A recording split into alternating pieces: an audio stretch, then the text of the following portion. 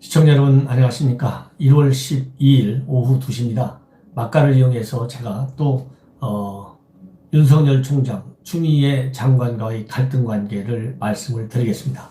여러분들 아시다시피 지금 대한민국의 검찰과 법무부는요, 정말 적대 국가의 상대 기관끼리 싸우는 것 이상으로 목숨 걸고 싸우고 있어요.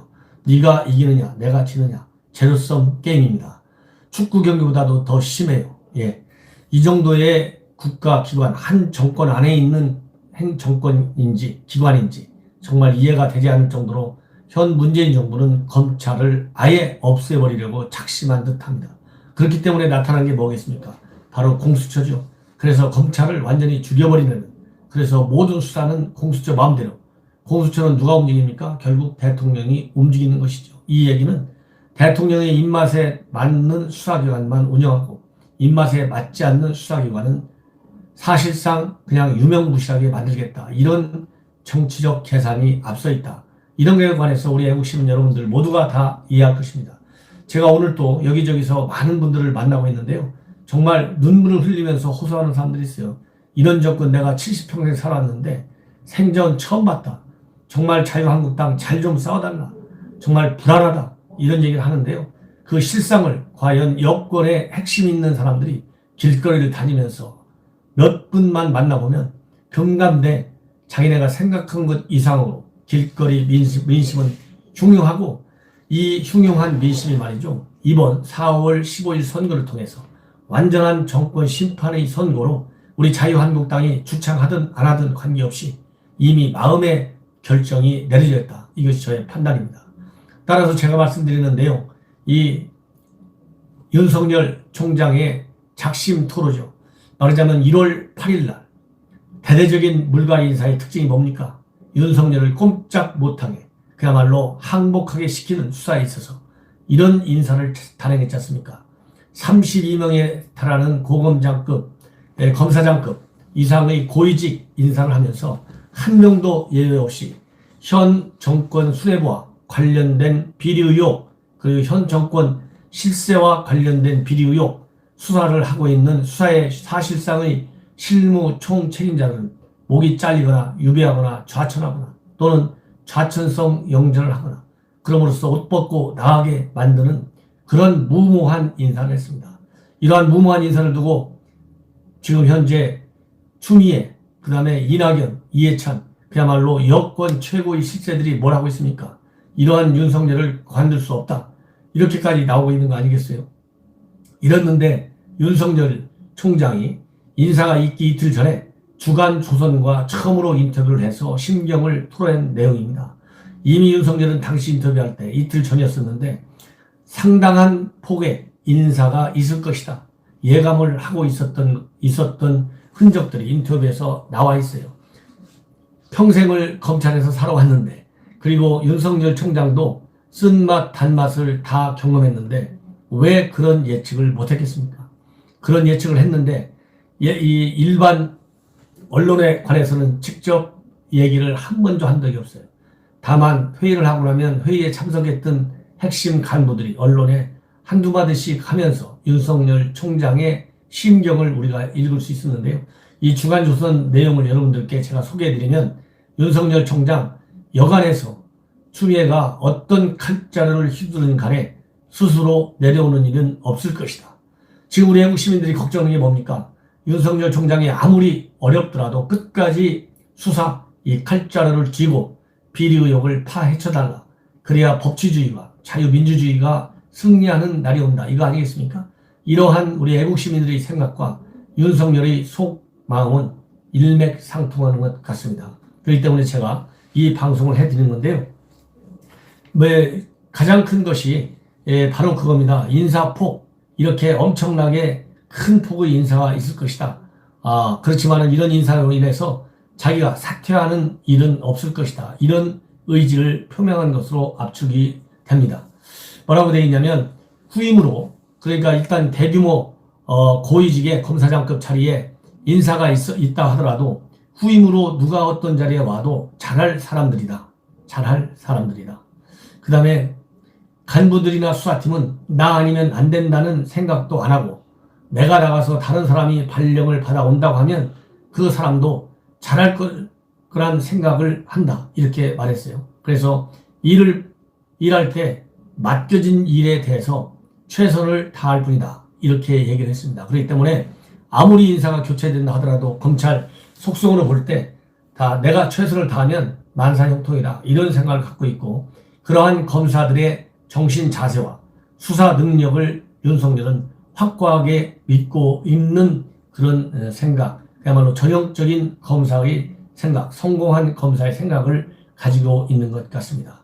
그리고 이 검찰에 대한 민주적 통제 문제, 이 얘기는 결국 법무부의 검찰 장악력을 높이는 거잖아요.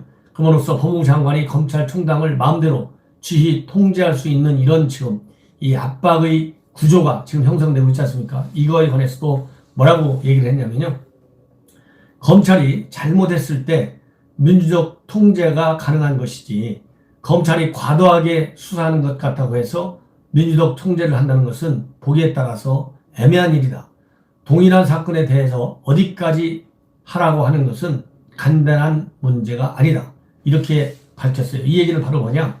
조금 과하게 보이지만 수사 사건의 성격상 과하게 보일 수도 있지만은 결국 진실을 파헤치고 나면 다 뭐라고 하냐면 좀 무리한 수사도 국민들로부터 이해를 받을 수 있다 이것이죠. 그렇기 때문에 그러한 수사의 난이도와 그리고 수사의 진정한 목표에 관한 충분한 지식과 판단이 부족한 상태에서 어디까지 하라 마라 여권이 개입하는 것은 받아들일 수 없다는 겁니다. 예.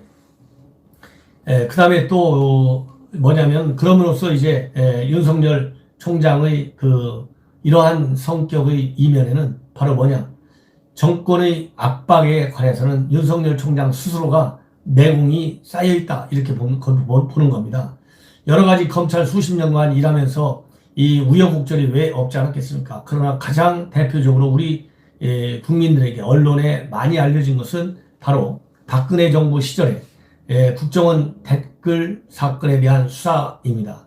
당시에 2013년도에 국정원의 댓글 수사팀장을 맡았었는데 그때 정권의 턱 밑까지 칼을 들이댄 바 있습니다. 그 이후에 조영건 당시 서울중앙지검장을 통해 계속해서 정권 차원의 압력이 들어왔는데 그때 윤석열 총장은 당시에 국회까지 나와서 수사의 정당성을 주장하면서 정면 돌파라는 선택지를 결국 선택했어요. 그래서 그 사건으로 인해서 윤석열은 그 이후에 대구고검과 그 다음에는 대전고검으로 자천되면서 수년간 한직을 돌았습니다. 당시에 윤 총장뿐만 아니라 댓글 수사팀에 있었던 검사들 대부분이 인사상의 불이익을 받았는데 그때 윤석열 총장이 가장 마음이 아팠던 것이 바로 부팀장이었던 박형철 검사가 옷을 벗었다고 합니다. 그때 그 옷을 벗는 사건이 벌어지니까 매우 안타깝긴 하지만 이걸 어쩌겠느냐, 내가 힘이 없다, 이렇게 한탄을 했다고 그래요. 그러면서 윤석열 총장은 그 당시에 박근혜 정권 실세에게 자기가 잘 아는 검찰 선배를 통해 갖고 본인이 옷을 벗겠다 이런 의사를 표시하기도 했다고 합니다. 그래서 이런 여러 가지 내공에 비춰볼 때 수사팀을 날리면 날리는 대로 하면 되는 것이지 그것을 가지고 두려워할 필요가 없다.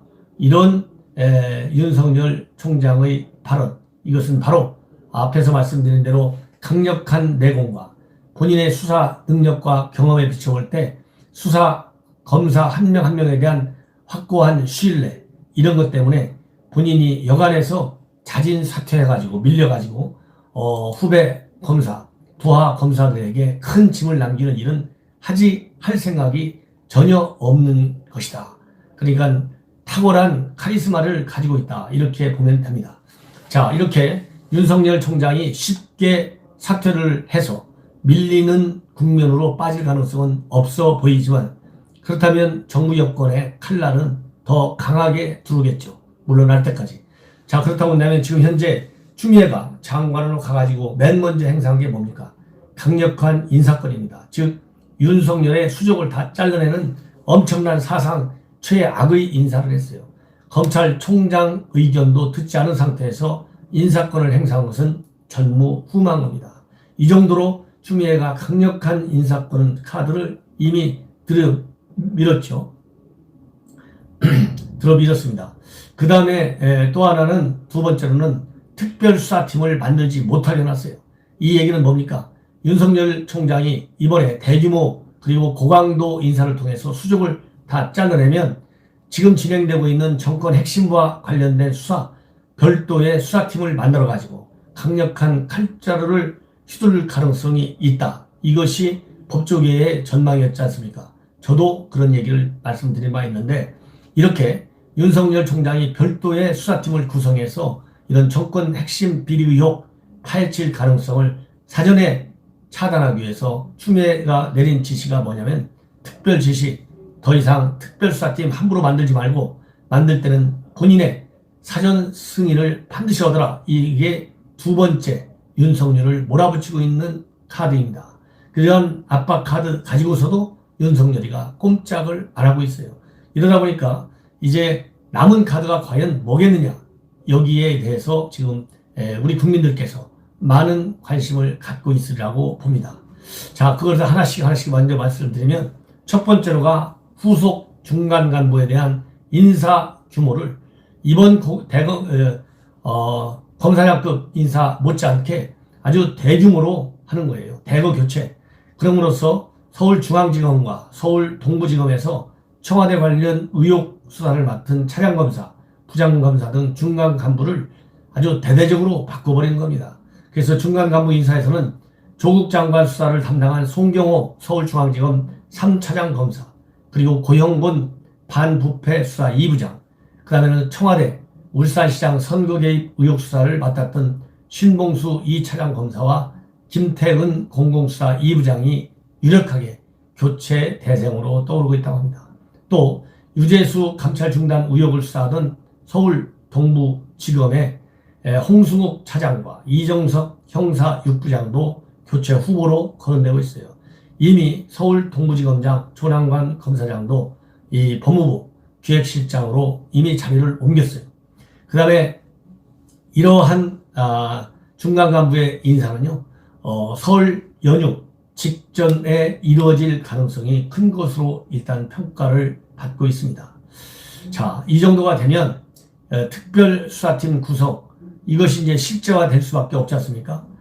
이미 별도의 특별수사팀 구성은 사전 승인 법무장관에 얻게 돼 있기 때문에 굉장히 어려울 거예요. 자, 그렇다고 한다면 이제 별도로 조직 개편을 할 가능성이 큰 거라고 봅니다.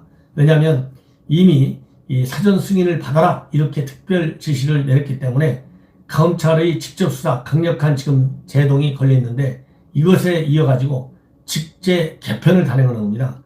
직제 개편을 단행해서 검찰 힘 빼는데 속도를 내도록 하는 거예요. 그래서 직제 개편을 어떻게 하느냐?